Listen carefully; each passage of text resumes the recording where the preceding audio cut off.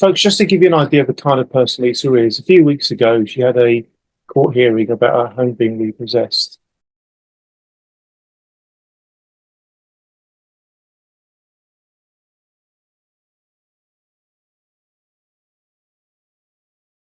Are any of your sons going with you?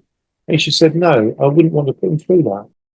It's a story of how one minute you have a life and a home and you're just getting on with everyday stuff, and the next minute you're finding your husband or tying a noose around a joist in your home to take his own life.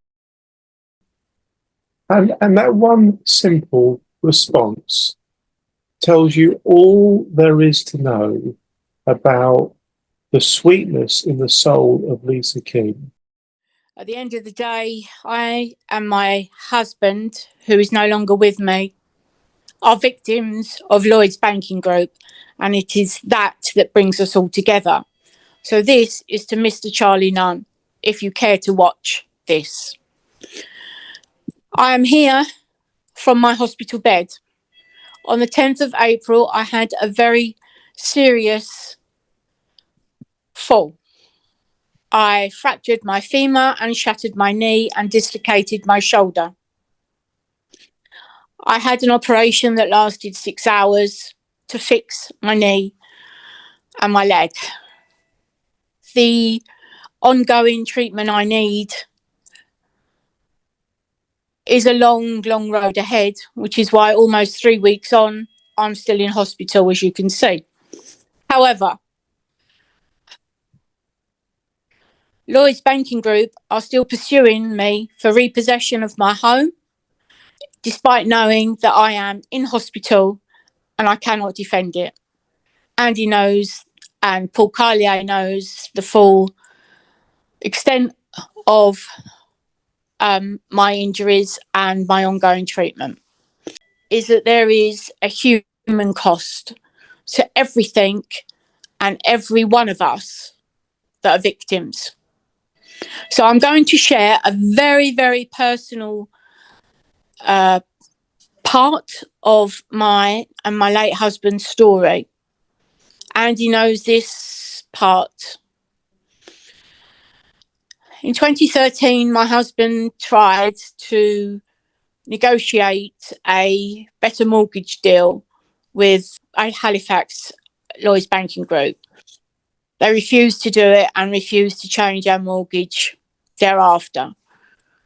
By 2014, despite knowing he was seriously unwell, they continued to harass and pursue him through the courts for our home. In March 2014, as I left for work, I noticed that my husband Peter was not acting as he usually did when I left for work. A kiss, goodbye, see you later, I'll speak to you shortly. All of that. I left and I would usually leave and everything would be fine. But he didn't on this particular day in March 2014. He didn't say anything.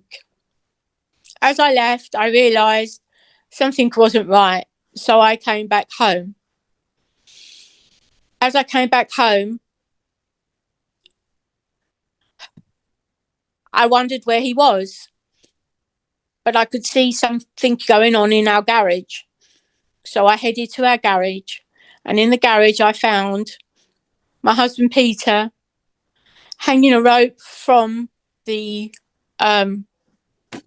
joists in the roof and a stool underneath him.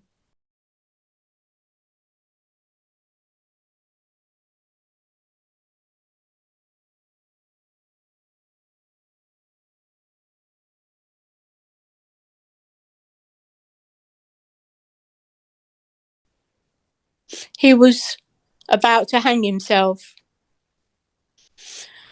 And those are images you never forget. He didn't hang himself because I came home, luckily.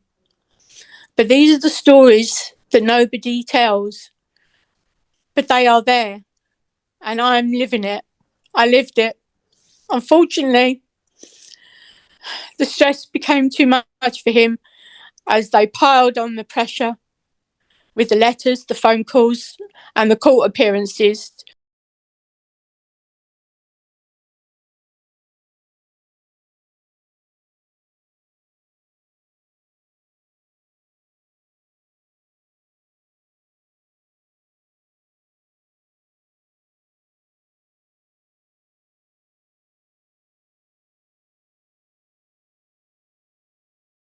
For our home to be repossessed. In October 2020, he unfortunately suffered a catastrophic heart attack and he died at home.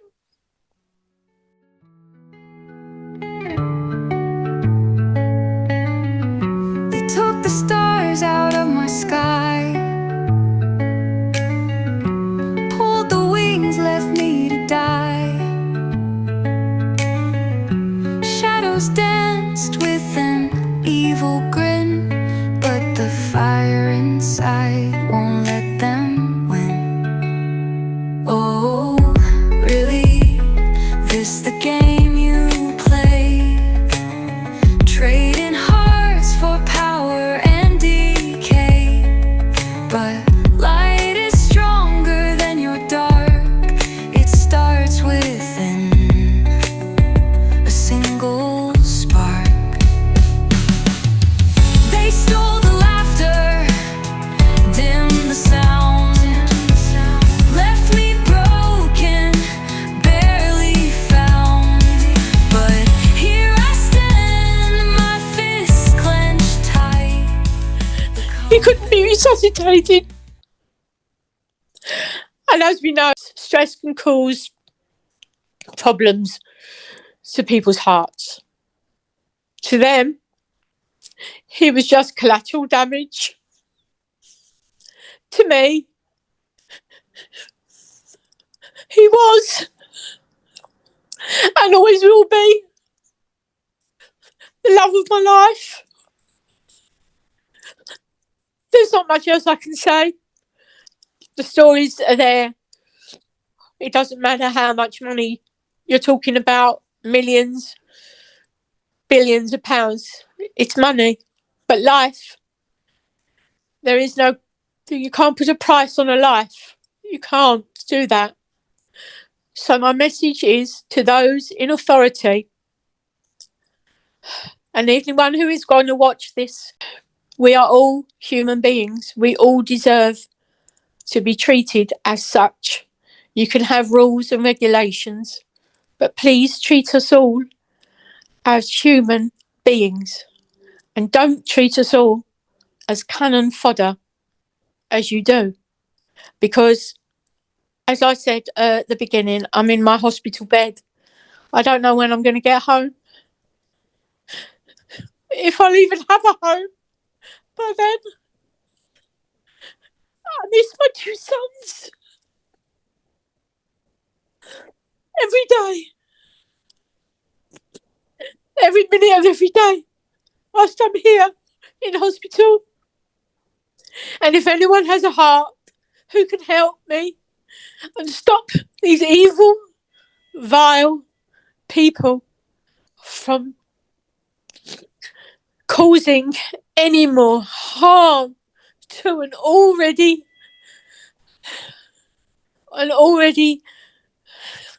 distressed family, speak to Andy, or please tell my story to the general public. It's a story of how 1 minute you have a life and a home and you're just getting on with everyday stuff, and the next minute you're finding your husband or tying a noose around a joist in your home to take his own life because they simply wouldn't change the interest rate on our mortgage because they all know what they're doing. And this is the reality of people hanging ropes around joists and planning to take their own lives, and families destroyed for what? For a promotion, for a bonus. Take a good look at yourselves in the mirror and think, am I that person? Or should I be doing that? No, you shouldn't be doing that. You're a disgrace. That's it, Andy. I'm sorry, I've waffled on too much. But thank you for giving me the platform. Look, Lisa, thank you. I've heard a recording of her late husband Peter's pleas with Lloyds Bank, trying to behave in a humane way. But please don't misunderstand this, folks. This is not a case of people getting into arrears, refusing to pay the bank. This is a case of a bank and a regulator not doing what they are supposed to do in the particular situation. Lloyd's tried to make out Lisa was like the only one in that situation. I think I'm right in saying, Lisa, the number doesn't matter, but there are like 30,000 other people who had also not been dealt with correctly as far as the how to deal with a vulnerable customer situation is concerned. Part of a systemic problem. Lisa, thank you once again for having the bravery to share that. And as you know, we're doing what we can to help. We're doing what we can to help. It laughs, it rises, it cuts through steel. They can't define the way I feel.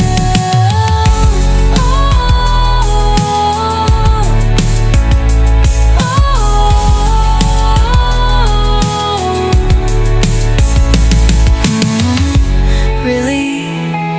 You thought you'd win? Stack the odds, bathed in your sin. But hope burns brighter in the coldest night. Watch it blaze, watch it fight.